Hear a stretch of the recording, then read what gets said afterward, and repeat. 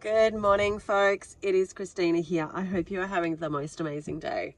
I am not having the most amazing day, but I hope you are. I hope you are. I thought I would come and do a vlog about where I'm at right now. And there are a number of reasons that I wanted to do a vlog at like where I'm at right now and how I'm feeling right now. Because one, clearly I am not well. I have let's say, a very bad flu. That is what we have got, a very bad flu, which means I still need to drive my kids to work. So I have learned to sleep in my car because that's what we've done while we're traveling Australia. I am very successful at being able to sleep in this car. But I wanted to come and share because I was thinking about it in that I have just restarted the quest. So the quest, we started that about 3 weeks ago. And so I've restarted the quest, and when I restarted the quest, I also restarted 75 hard. And as I was thinking about it on my way here, because I have a couple of people to see while I'm in the car, I've got my check-ins to do today, etc. So I've got a little bit of work to do in the car. P.S. Don't worry, I'm not going out and having contact with the public. I'm staying in my car. But as I was driving here, I was thinking about how frustrating it is that I've had to stop again. I've had to stop 75 hard. So I started 75 hard the first time, I think in February, and I got to like day 50 something, maybe 55. So it was like 20 days from nearly finishing, right, 75 hard, which was phenomenal. It was phenomenal. I never in my life thought that I would take on the challenge or that I would even actually get that I would complete it. Like, there was a part of me that clearly thought that I would be able to complete it or I wouldn't have started. But the evidence of me actually completing it was like getting close. And then what happened was I got a toothache, and I got I have had 2 broken teeth, and they've been broken for like 5 years, maybe more. One of them was broken since Marcella's birth. So that was 10 years ago, right? So it's been broken since then. I don't love dentists. I avoid them like the plague. So for me to go to the dentist and get it checked out and get the tooth removed, you know that the pain was significant enough for me to go get the tooth removed. And so I had to stop 75 hard because I couldn't, and the thing is, I had stomach flu during that period of time. Like one of my kids had brought home a stomach flu, and I still did 75 hard during that. I just picked exercises that were a little bit lighter, and I was in bed in between those exercises. And that took me a couple of days to get over the worst of that. And then to have the toothache fully knocked me out with 75 hard. I was not able to move forward, but I also knew that once they removed the tooth, I wouldn't be able, I would have days there where I wouldn't be able to actually exercise. So that would have made me restart 75 hard anyway. And then we went to Tasmania to collect our belongings, etc. And so I restarted 75 hard when I started the quest. And as I was driving here, I was feeling somewhat disappointed. But then I was also reminding myself, because I was, been chatting with other people in my support groups that I work in, etc.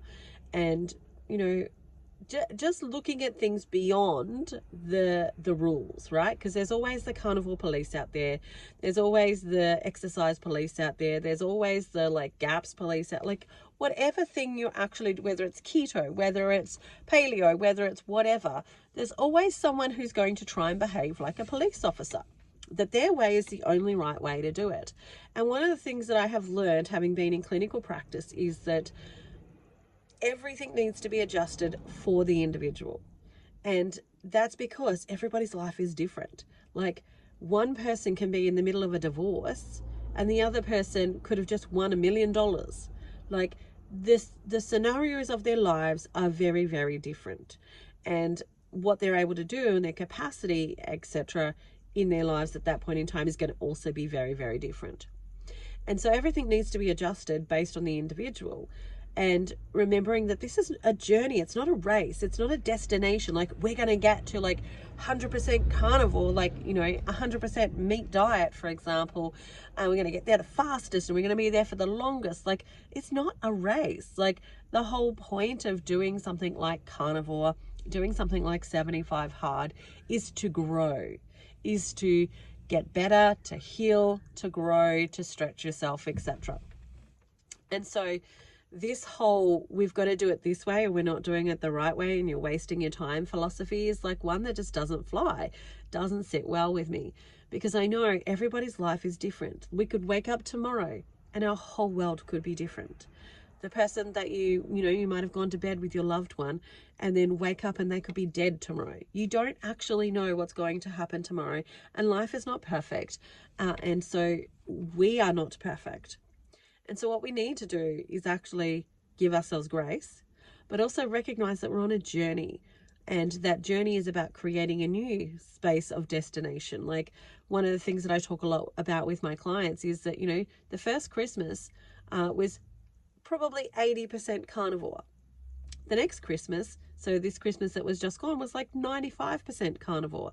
Now, my kids had some things that weren't carnivore, but, you know, I had made carnivore mashed potatoes, carnivore gravy. I made a ketovore pavlova, a ketovore creme brulee, and a few other different desserts and things like that.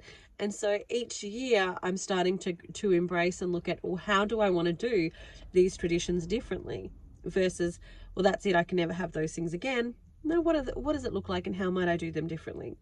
Do I have the level of self-control to just have it on this one day, or do I need to change how I do that, and like navigate those whole processes and look at like what's that going to look like, and retrain my nervous system, retrain my brain, retrain all of this type of stuff that's actually going on. And so I think about the carnivore police. Hang on, here's the thought that I've been thinking about with the carnivore police, and that is that they're kind of like the dry drunks. So we talk about this in the alcoholic space, where people are an alcoholic, they're addicted to alcohol, and they decide that they don't want to be addicted to alcohol anymore. So they white knuckle it. They're like, hold on for dear life. And every rule that they've got has to be followed to the T, because they're white knuckling the ride versus actually starting to get to the underlying causes of why they've been an alcoholic in the first place. Like, what are the things that they're trying to avoid when they're drinking alcohol? What are those things? And so instead of actually taking that approach, they've taken the approach of, I'm just going to be abstinent. And what they become is this dry drunk, where they're not drinking, but God, you wish they were, because they're god awful to be around. They're not nice people to be around because they're so rigid. They're so they're a bit mean about. There's a meanness to them, versus somebody who has actually spent the time really trying to resolve why they were turning to the bottle in the first place, why they were drinking in the first place. And it's the same with carnivore or keto. You know, somebody who is like following the rules so hard that they are not nice to be around, versus somebody who is maybe got a little bit of flexibility, understands that there's costs to some of that flexibility for them, but also their main goal is not to be strict, but to grow, to learn why they were doing the things in the first place, to understand why they were eating food that was not helpful for them, while they were addicted to those foods, while they were distracting and keeping themselves covered up for those foods.